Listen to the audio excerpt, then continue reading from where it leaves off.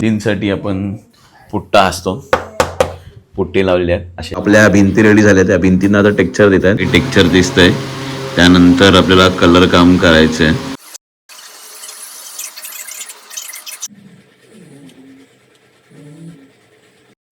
गणपती बाप्पा मोरया. तर यंदाचा जो आपला देखावा आहे, हा देखावा असणारा एक मिनिचर पद्धतीचा आहे. मिनिचर सांगायला गेलं तर त्याच्यामध्ये उंदीर आहेत आणि जे उंदीर आहेत ते गणपती बाप्पाचा आवडता पदार्थ बनवत आहेत. तर बेसिकली उंदरांची मोदकाची फॅक्टरी, ही फॅक्टरी साकारण्याचा आमचा हा एक छोटासा प्रयत्न आहे. तर आमच्याबरोबर राहावा या संपूर्ण ब्लॉगमध्ये बनवण्याच्या पद्धतीमध्ये, संपूर्ण या प्रोसेसमध्ये. बारीक गोष्टी मी तुम्हाला सांगेनच, कशा कशा काय काय बनवल्या त्या, जेणेकरून तुम्ही तुमच्या घरी ही मोदकाची फॅक्टरी बनवू शकता गणपती बाप्पासाठी.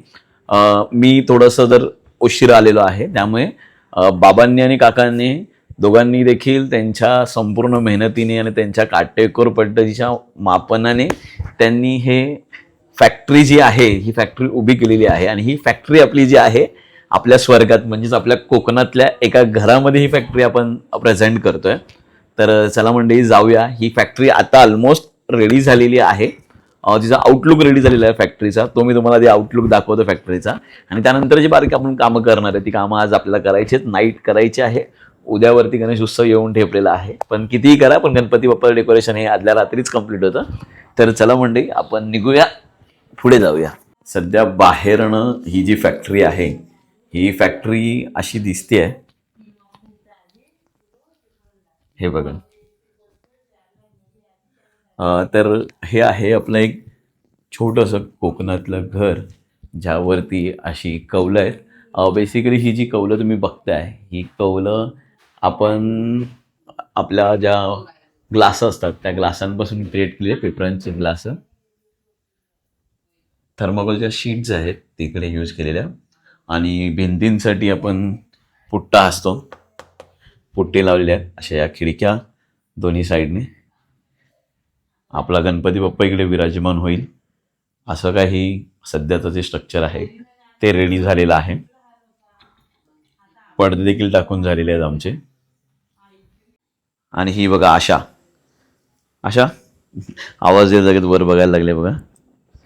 आणि बाहेर देखील आता घरामध्ये काम सुरू आहे. बाहेरचं म्हणजे जो गेट सजवायचं काम सुरू झालेलं आहे, हे बघा. काका बाप्पा बाहेरचा गेट सजवत आहे. तर आता आपल्याकडे काम सुरू आहे ते म्हणजे टेक्स्चर देण्याचं. जे आपल्या भिंती रेडी झाल्या त्या भिंतींना आता टेक्स्चर देत आहेत. आणि हे टेक्स्चर देण्यासाठी आपण यूज केलेले आहेत असे टिश्यू. आणि कौस्तुभ कशामध्ये मिक्स केलंयस? फेमिकॉलमध्ये पाणी मिक्स करून असं टेक्स्चर द्यायचं काम सुरू आहे, हे बघा. असं टेक्स्चर लावलं जातं. काय आलं प्रियंका तुला? तुला विचारा ना की फेविकॉलचं नाव काय? काय फेमिकॉलचं नाव?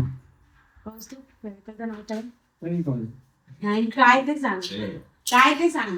हे बघा, अशी संपूर्ण दोन्ही साईडला काम चाललेलं आहे. काका खालचा जो सेटअप आहे तो रेडी करतोय, जेणेकरून साईडला जे आपण त्याच्यावरती आपली सगळी भांडी राहणार आहे ते सगळं तिथे असणार आहे. आणि आता फायनली आमचा टेक्स्चर देऊन झालेला आहे. फॅन लावले आम्ही सुकायला, हे बघा. असं काही टेक्स्चर दिसतंय. त्यानंतर आपल्याला कलर काम करायचंय. आणि बाहेर देखील काम सुरू आहे, पडदे लावायचं, हे बघा. मार्किंग काम सुरू आहे. या मार्किंग कामानंतर आमचं फायनली कलर काम सुरू होईल. कलर काम करायला सुरू करणार आहे तसं आता आम्ही कलर कामाला सुरुवात केलेली आहे. हा बघा, चॉकलेटी कलर.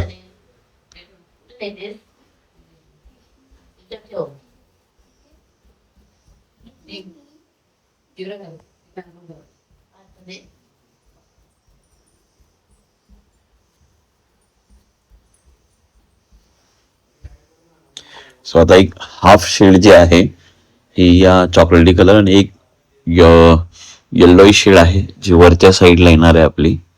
असे संपूर्ण 2 शेड मला या लेवलला करायचे आहेत.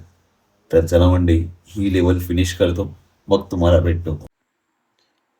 सो शेड रेडी झालेली आहे आपली. त्याच्यामध्ये येल्लो अँड असा हा खाली दोन्हींची शेड रेडी केलेली आहे. आता एवढा बाकीचा कलर सगळा बाकी आहे. सो असं काही दिसतंय आपलं. या 2 शेड्स आपण ॲड केलेले आहेत. वरती देखील कंप्लीट झालेला आहे. तर चला हा कलर देखील कंप्लीट करूया.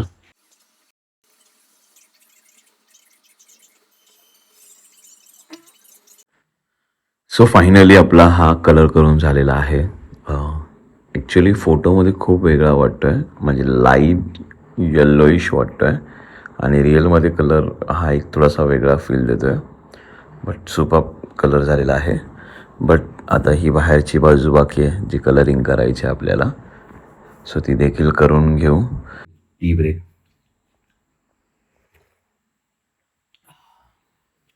गणपती बाप्पाचं डेकोरेशन आदल्या रात्रीच पूर्ण होतं, तुम्ही कितीही काही करा. उद्या सकाळी 7 ते 8 वाजता आपल्याला बाप्पा आणायचे आहेत.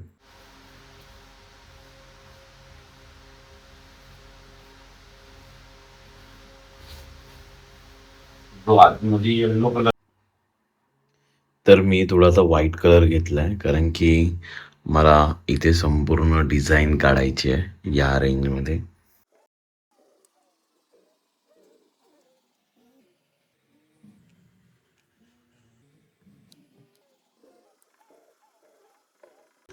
तर आपली जी रावटी आहे, जे घर आहे ते रेडी झालेलं आहे आणि त्यामध्ये देखील आपण खूप सॉफ्ट लाईट ठेवलेली आहे. सॉफ्ट लाईट म्हणजे जास्त काही झगामगा नाही आहे. गणपती बाप्पावरती एक फोकस आणि घराचा एक ॲम्बियन्स येण्यासाठी 2 झिरो शेप बल्ब आपण त्याच्यामध्ये अटॅच केलेले आहेत.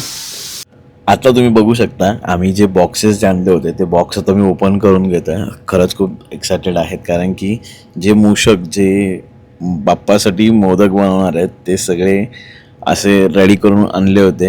आणि माझा मित्र आहे विनय, त्याने हे बनवले होते खास माझ्यासाठी आणि सगळे एकदम चांगल्या पद्धतीत इथपर्यंत पोचले, कारण की मुंबईवरनं गावाला आणण्यामध्ये एक वेगळा टास्क असतो. सगळेच एकदम चांगल्या पद्धतीत आले. एकाचं थोडंसं ॲक्सिडेंट झालं होतं पण इट्स ओके. आणि आता फायनली आमचा गणपती बाप्पा आपल्या या मोदकाच्या फॅक्टरीमध्ये विराजमान झालेला आहे.